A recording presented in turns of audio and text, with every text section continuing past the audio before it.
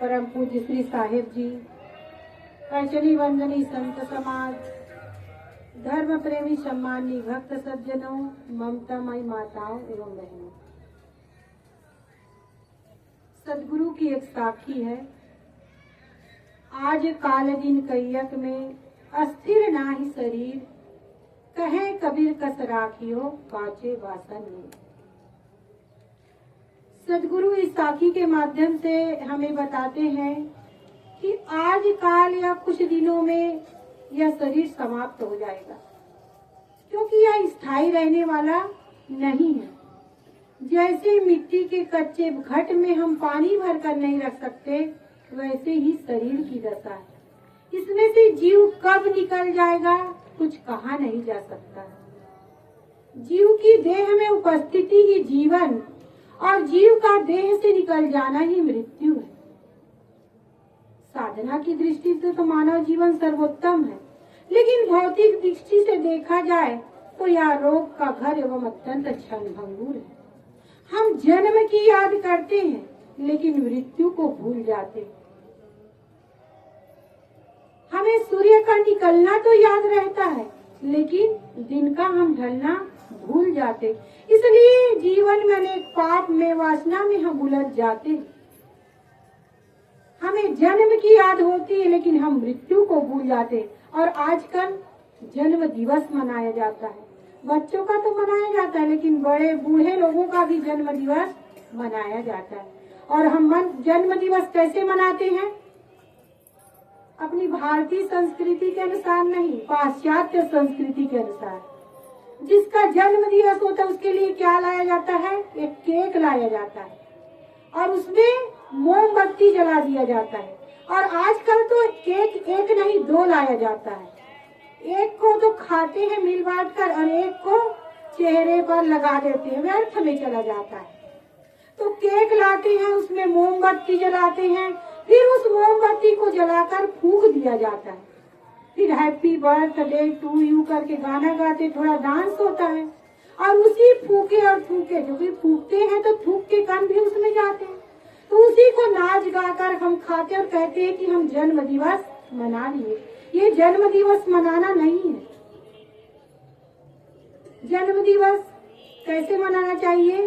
देखिए, आप दीप को बुझा देते हैं। अंधकार, हमारी संस्कृति क्या, अंधकार से प्रकाश की ओर जाने की, लेकिन हम दीप जलाकर बुझा देते हैं। हमारी संस्कृति में संत गुरुजनों की आरती उतारी जाती दीप जलाकर। आप जिस इष्ट को मानते उसकी आरती उतारते हैं दीप जलाकर। दीप बुझाया नहीं जाता है, दीप जलाया जाता है। यद्यपि हमारी भारतीय संस्कृति और भारतीय वर्णमाला और अंग्रेजी वर्णमाला की शुरुआत एक जैसी, दोनों रसना इंद्री के विषय। आ से अनार पढ़ा जाता है और ए फॉर एप्पल, दोनों की शुरुआत एक जैसी। लेकिन जैसे जैसे भारतीय संस्कृति आगे बढ़ती जाती है, वह परिष्कृत होती जाती है। हिंदी वर्णमाला का अंतिम अक्षर क्या होता है? ज्ञा। भारतीय संस्कृति हमें ज्ञानी बना के छोड़ती है, मतलब ज्ञा यानी ज्ञानी। और जो पाश्चात्य संस्कृति, अंग्रेजी वर्णमाला का अंतिम अक्षर क्या होता है? जेड फॉर जेब्रा यानी दरियाई घोड़ा। वो हमें पशु बनाकर छोड़ती है। हम देखते हैं कि आजकल खाने पीने, उठने बैठने, पहनने ओढ़ने सबका तरीका बदल गया पाश्चात्य संस्कृति के अनुसार। आप सबको अनुभव होगा, आप लोग जाते शादी ब्याह में, खड़े खड़े खाते हैं और पहनने ओढ़ने का तरीका ही बदल गया, जिससे हमारा अंग ढकना चाहिए, जिस अंग को ढकना चाहिए। हमारी माताएं बहनें ऐसे कपड़े पहनती है कि वो जिस अंग को हमें ढकना चाहिए वही हम प्रदर्शित करते। और जब हमारे साथ कुछ गलत होता है तो हम दूसरों को दोष देते, लेकिन 50% गलती तो हमारी खुद की होती। तो हमें चाहिए कि हम अपनी संस्कृति के अनुसार जन्म दिवस मनाएं। जन्म दिवस जरूर मनाएं, लेकिन अपनी संस्कृति के अनुसार। जिस का जन्म दिवस है, क्या करना चाहिए? आप संत गुरुजनों से जुड़े हैं तो किसी संत को बुलाइए, अच्छा शिक्षा उपदेश होगा और लोगों को भी सही रास्ता मिलेगा। आप मंदिर जाते हैं तो उस बच्चे को मंदिर ले जाइए, या इतना भी नहीं कर सकते तो घर में जो माता पिता है, बड़े बुजुर्ग, उनसे आशीर्वाद दिलाइए। जन्मदिन जरूर मनाइए, लेकिन मृत्यु के दिन को भी नहीं भूलिए, क्योंकि आज हमारा जन्म दिवस है तो कल मृत्यु भी होगी। इसलिए जैसे नदी की धारा समुद्र की ओर जा रही है, वैसे हम मृत्यु की ओर जा रहे हैं, फिर भी मरने से डरते हैं। सदगुरु परम पूज्य गुरुदेव जी सदगुरु अभिलाष साहब जी ने कहा है, इस जग तीतल में जो जन्मा, बैठा कौन यहाँ है, 100 के पहले वाला प्राया कोई नहीं जहाँ। सब कुछ क्षण क्षण परिवर्तन हो रहा है, ना जाने कौन पंछी कब अपने पिंजरे को छोड़कर उड़ जाए, कुछ कहा नहीं जा सकता। कहने सुनने में तो ऐसी बातें सामान्य लगती है, लेकिन जब कोई स्वस्थ युवक शरीर को छोड़कर चला जाता है, तब हमें लगता है कि हम कितनी भूल में। पानी के बुलबुले इस शरीर की आशा लगाए बैठे हैं और अपने कल्याण के काम को दूर करते जा रहे हैं। लोगों की इसी प्रमाद को देखकर महाभारत में यक्ष ने युधिष्ठिर से प्रश्न किया कि संसार में सबसे बड़ा आश्चर्य क्या है। तब युधिष्ठिर ने उत्तर दिया, अहन्यहनि भूतानि गच्छन्ति यमालयम शेषा स्थावर मिच्छन्ति किम आश्चर्य मता परा। युधिष्ठिर ने कहा कि एक एक करके प्राणी रोज इस संसार से जा रहे हैं, फिर भी बचे हुए लोग सदैव यही रहना चाहते हैं, इससे बड़ा आश्चर्य और क्या होगा। हम इन बातों पर गहराई से विचार नहीं करते, इसलिए हमारा जीवन अनेक दोषों से भर जाता है। मनुष्य पाप क्यों करता है? ठगी, चोरी, काला बाजारी, खून खराबे, हत्या, डकैती, बलात्कार क्यों करता है? क्योंकि वह अपनी मौत की आदत नहीं करता। वह समझता है कि हमें जो कुछ मिला सब कुछ स्थायी रहने वाला है, लेकिन एक दिन काल का ऐसा थप्पड़ लगता है कि सब कुछ धरा का धरा रह जाता है।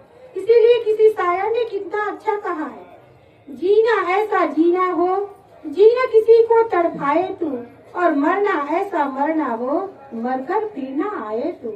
जिंदगी ऐसी बना, जिंदा रहे दिल साध तू, और तू न हो दुनिया में तो दुनिया को आए याद तू। हमारा मरना और जीना सार्थक कब होगा? जब हमारे मन, वाणी और कर्म से किसी को दुख ना हो, पीड़ा ना हो, कष्ट ना हो। अभी तो हमारे मन, वाणी और कर्म से सबको सुख मिले, शांति मिले, आदर्श मिले, तब हमारा यह जीना और मरना सार्थक होगा। सदगुरु कबीर साहब जी ने भी कहा है, कबीर जब हम पैदा हुए, जग हंसे हम रोए, ऐसी करनी कर चलो हम हंसे जग रोए। संत जन कहते हैं कि दिन भर ऐसा काम करो कि शाम को जब बिस्तर पर जाओ तो सुख की नींद सो। सुख की नींद कब सोएंगे? जब दिन भर हम मन, वाणी और कर्म से कुछ गलत नहीं करेंगे। तो दिन भर ऐसा कर्म करो कि जब शाम को बिस्तर पर जाओ तो सुख की नींद सो। 8 महीने ऐसा कर्म करो कि चौमासा वर्षा सुखपूर्वक कटे। जवानी में ऐसा कर्म करो कि बुढ़ापा सुखद हो, और जीवन भर ऐसे कर्म करो कि मरती बेला पश्चाताप न। जिस व्यक्ति की पाने की चाहना, मिलने की चाहना और छूटने के भय समाप्त होते हैं, वह संसार में कमलवत निर्लेप रहता है। कमल का फूल पानी और कीचड़ में ही पल्लवित और पुष्पित होता है, लेकिन उसमें लिपायमान नहीं होता। इसी प्रकार हम सब इस संसार में आए हैं, संसार में रहना है, लेकिन उसमें हम आसक्त ना हो। इस संसार में हम अकेले आए हैं और अकेले जाना है। हाँ, व्यवहार के लिए कह सकते हैं कि तुम हमारे हो और हम तुम्हारे, लेकिन परमार्थ में कोई किसी ने का नहीं होता। सब अकेले आए हैं और अकेले ही जाएंगे। आए हैं सो जाएंगे, राजा रंग फकीर, और एक सिंहासन चढ़ी चले, एक बधे जात जंजीर। इसलिए इस शरीर और संसार की क्षणभंगुरता को, नश्वरता को हम समझकर सावधान हो जाएं।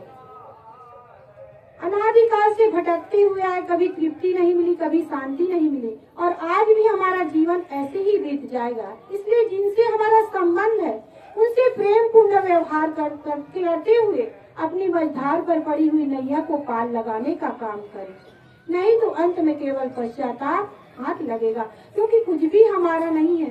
जो कुछ भी मिला हुआ है अमानत के रूप में मिला हुआ है। बेटा है तो बहू की अमानत, बेटी है दमान की अमानत, शरीर शमशान की अमानत, और जिंदगी मौत की अमानत। एक दिन बेटा बहू का हो जाएगा, बेटी को दामाद ले जाएगा, शरीर शमशान की राख में मिल जाएगा, और जिंदगी मौत से हार खा जाएगी। इसलिए इस अमानत को हम अमानत समझकर संभाल करे, इसमें मलकियत की ठप्पा ना लगाए। जो जैसे बच्चे की जन्म लेने की देर है, सब सामान इकट्ठा हो जाता है, एक से एक खिलौने, कपड़े, हर मौसम के कपड़े, सब चीज इकट्ठा हो जाता है। इसी प्रकार हम सबकी मरने की देर है। मौत की भी सामग्री तैयार है, कफन भी तैयार है, बस बाजार से लाने की देर है। बांस और मूज भी तैयार है, बस ऑर्डर देने की देर है। उठाने और जलाने वाले भी तैयार है, बस खबर देने की देर है। जलाने की जगह भी तैयार है, बस अर्थी उठने की देर है। रोने वाले भी तैयार है, बस चल बसे की खबर सुनने की देर है। तो मौत की सब सामग्री तैयार है, बस श्वास बंद होने की देर है। श्वास बंद होते ही 1 घंटे में सब सामग्री एकत्रित हो जाएगी और यह शरीर शमशान की राख में मिल जाएगा। इसलिए आज हमें सुंदर मानव जीवन मिला हुआ है। तो इस मानव जीवन में हम कल्याण भूमिका में हैं, कर्मों को करने में स्वतंत्र हैं। इसलिए धर्म का काम, परोपकार का काम करें, दीन दुखियों की सहायता करें और इस संसार और इस शरीर की क्षणभंगुरता को, नश्वरता को, परिवर्तनशीलता को समझकर सावधान हो जाए और अपना जीवन कल्याण की ओर आगे बढ़ाए, तभी हमारा जीवन सार्थक होगा। बस इन्हीं शब्दों के साथ मैं अपनी वाणी को विराम देती हूँ। बोलिए सद्गुरुदेव की जय। हेलो।